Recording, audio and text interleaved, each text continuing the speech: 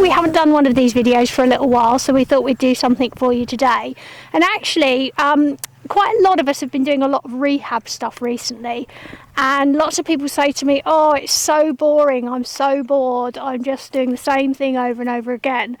But actually today's video is all about showing you how you can actually make rehab fun and build that connection with your horse. So there's so many things that you can do, to long lining, to on a halter. You know, you don't have to just use a rope halter. You can also use a cavesson. It depends what you're trying to achieve. But I think what the main thing is that whatever you're doing, you should always make sure you consult one of your professionals, just to make sure that that's right for your horse. I'm showing you some little snippets from this horse who's had suspensory, and we're 6 months down the line, so the stuff that I'm doing with him is fine. But as I say, you should always make sure that you have consulted your professionals before you do any of the exercises. This exercise is about encouraging the pelvic tilt. So you can see that when he stood on here, obviously his wither is the highest point, which is absolutely perfect. But to get the actual tilt in the pelvis, I've taught him leg lifts on the ground, but then I can use those leg lifts to just encourage him to start bringing those hind legs a little closer. So if I just point to the hind leg and ask him to just step forwards a little bit on the block, so the hind legs get closer and closer.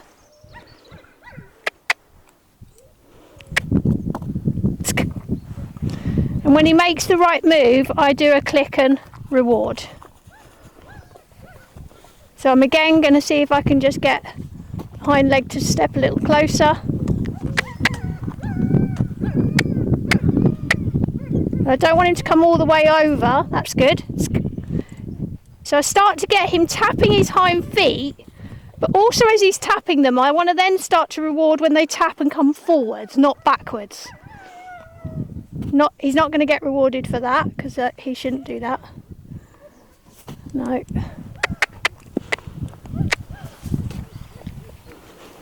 Come forwards a little bit.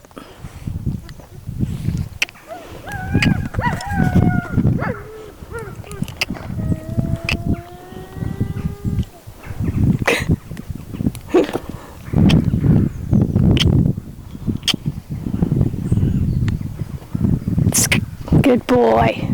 So you can see that he's slowly creeping in, a little bit closer, a little bit closer. And then I almost can point to that hind leg, and then he obviously then realises that that's the one I want him to lift.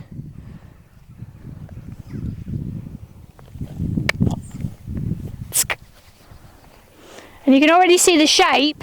He's starting to stand with his hind legs more under him, so he's got more that pelvic tilt.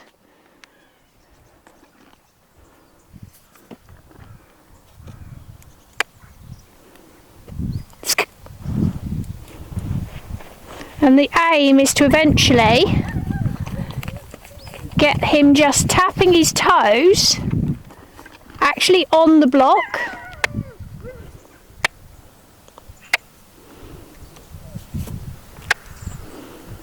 We need to get this near hind a little bit closer.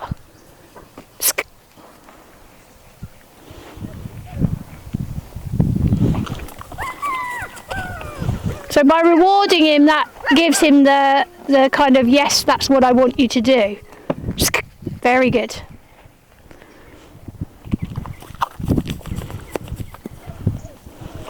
So you're not only engaging his core, but you're also encouraging that pelvic tilt, and the block is doing the work of putting the wither at the highest point.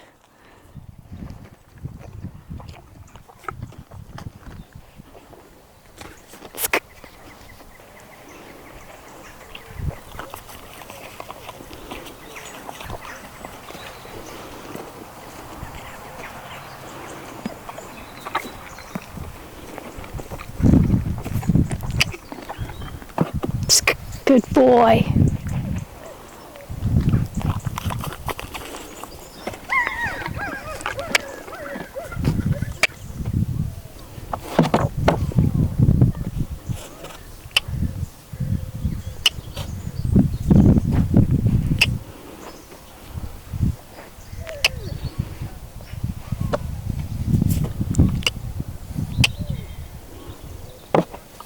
Good boy.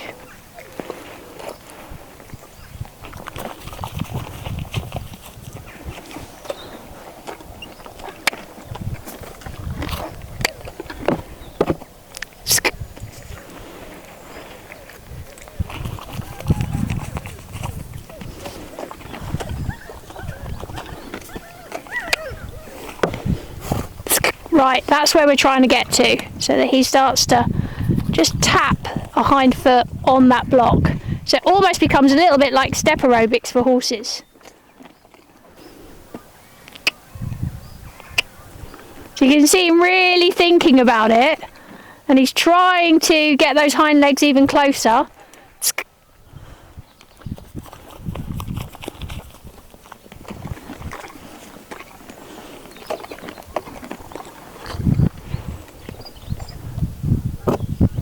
Good boy.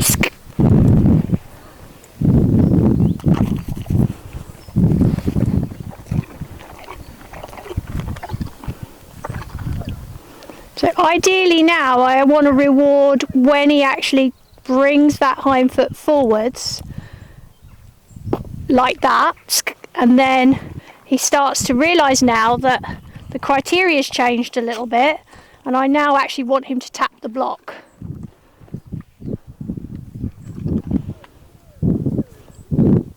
So I want him to actually tap the block before I reward.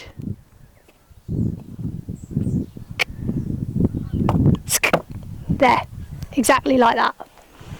So it's worth holding out once they realise what the exercise is, to then change the criteria just up a little bit, where you're saying, well, actually this is the next step. So that one can go back down. Good. And then we'll see if we can get this one to do the same. So he has to feel like he's not hemmed in and made to stay up there, like there's freedom for him to come off if he wants to. But obviously I don't want him to shoot off the front of the block, so I'm trying to just sort of keep my hand here as if to say I don't want you to go past that point, but I definitely don't want to make him feel like claustrophobic about it. So we need left hind more under, and that's okay. Look, if that happens, it's okay, because he just lost his balance, but he hasn't panicked and run off the other side.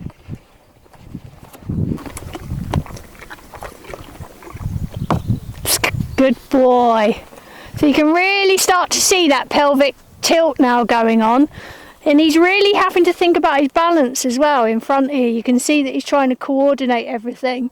So when he's doing that, it's a bit like being on a wobble board, and that's good for your core. So we'll see if we can just balance. Good boy.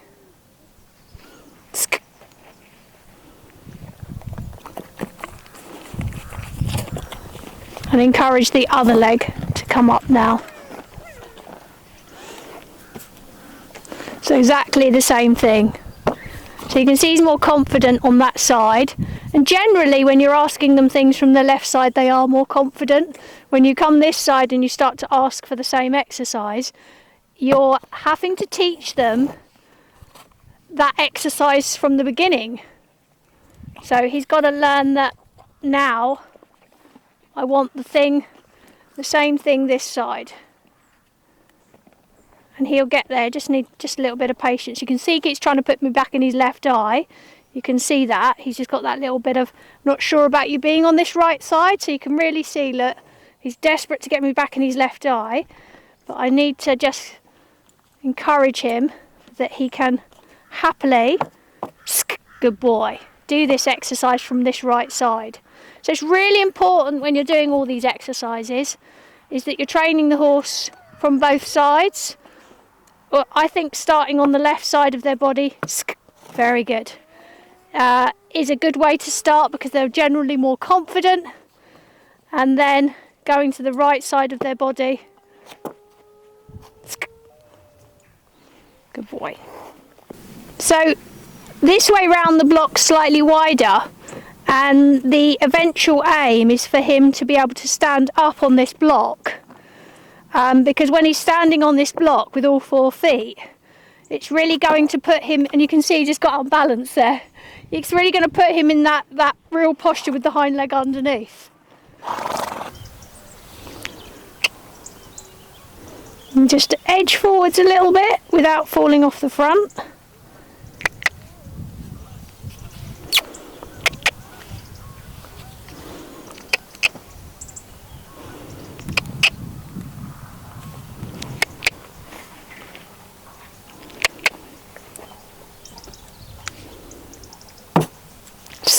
Good boy.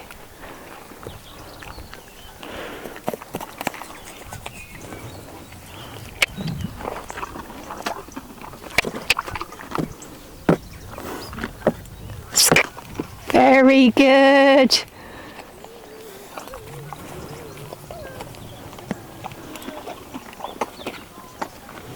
So you can see when he wants to move that hind foot that's on the edge, he feels like he has to move this foot first.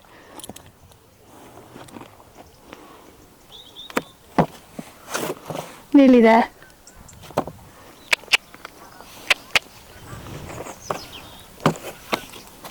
See the balance that takes for them to hold that position. I think that was a good effort. Good. So even just stood like that, you can see that it puts the hind leg more underneath, and over time you can slowly get him to stand a little closer with those hind feet. Another way of rehabbing is to do long lining. It's great if you're just going to be doing straight lines because it helps keep the horse sort of in those pole or what I call tram lines. But then when you're progressing, you can also do poles and circles and other exercises as well. So I like to I don't like gadgets, but I do particularly like this gadget because it encourages the horse to step under with its hind leg, and it brings an awareness to the core as well, so it helps them to lift their core a little bit more. So I think adding this to the long lining just gives you that extra edge. So I'm going to just do a little bit with him now.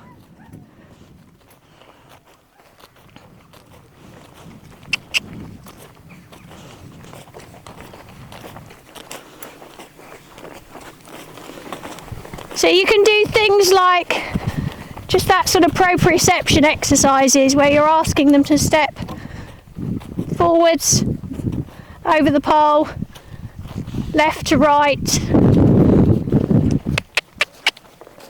You can do things like walking over the bridge.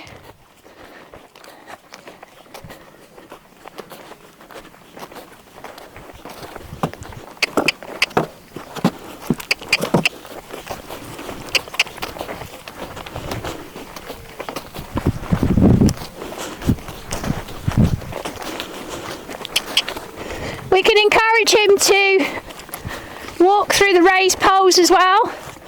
I'm going to put him through there on his own. I'm not going to follow him because it's too difficult for me to walk through there, but it's really good for getting him to really lift up through his SI, use his core and coordinate.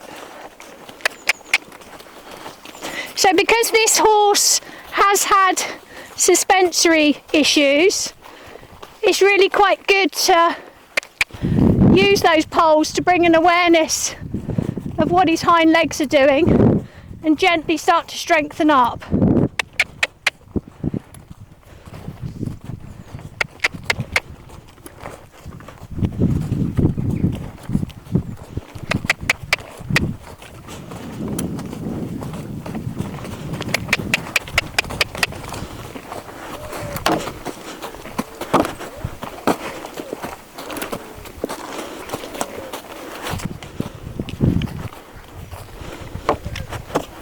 Good boy.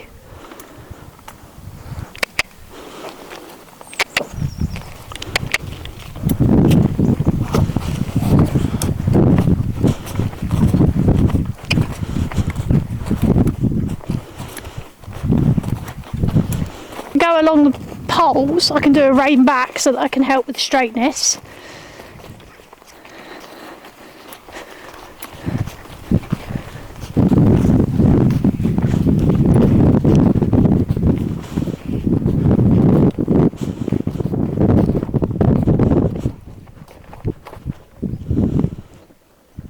Back, back, back, back.